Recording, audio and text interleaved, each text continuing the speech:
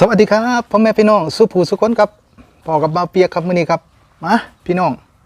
เอาได้ก๋วยเตี๋ยวครับมื้อนี้เป็นก๋วยเตี๋ยวครับพี่น้องครับปึกพริกกี้ครับพี่น้องอุ้ยเป็นแต่แซ่บเนาะพี่น้องเนาะก๋วยเตี๋ยวมาลุ้นกันพี่น้องสิกินเบิดบ่นี่ครับพี่น้องครับ เป็นเด็กเซนครับพี่น้องครับมื้อนี้ขอเป็นเด็กเซนเด้อพี่น้องโอ้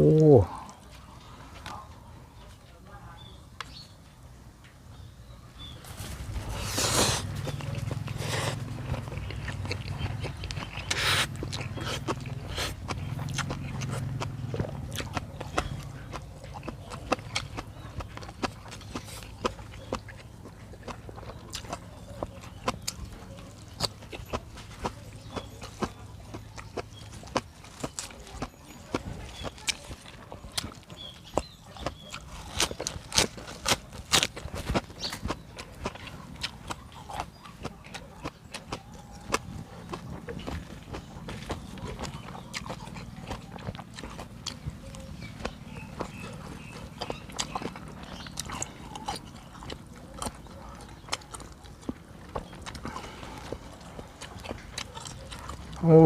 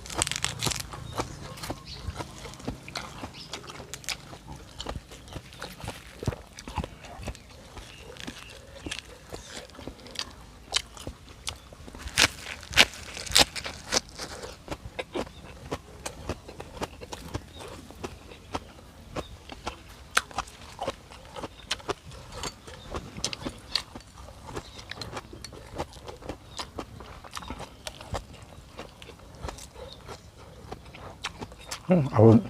ตอนก่อนพี่น้อง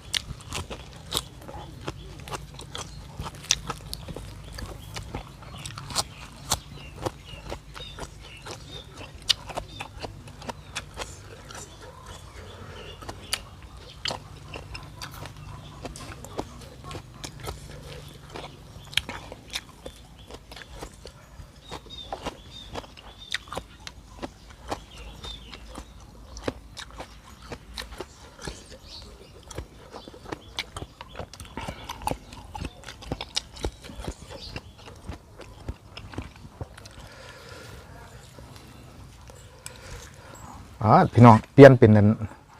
เป็นซอมพี่น้อง บทถนัดนะตัวนั้นนะตะเกียบนะครับพี่น้อง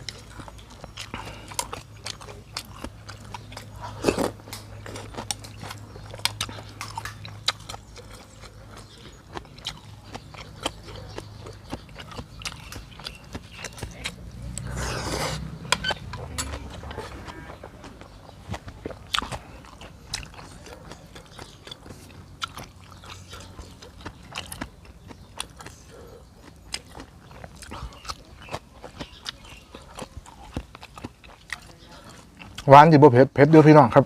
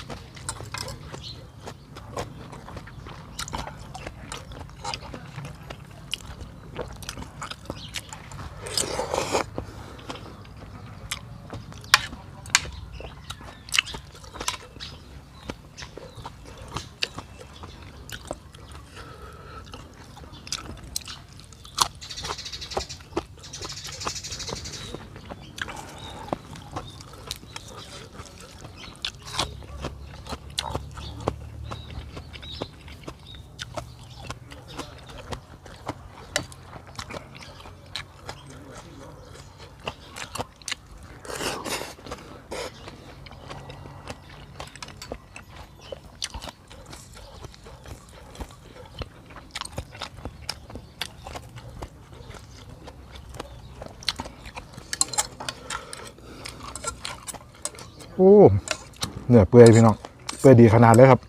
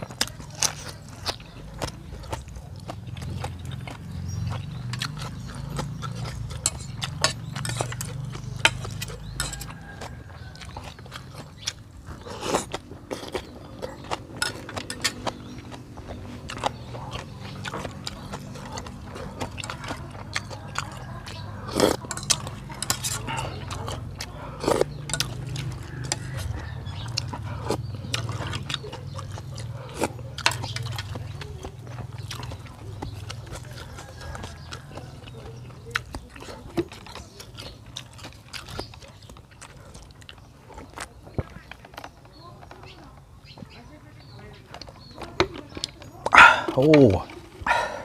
เอาสำเนียงนะเนาะพี่น้องเนาะเบิดผู้ดีครับพี่น้องอิ่มฝนกับที่ตกบางยานี่แดดอยู่คึมๆไม่อีกละเอามื้อนี้ขอตัวลาไปก่อนครับพี่น้องครับสวัสดีครับ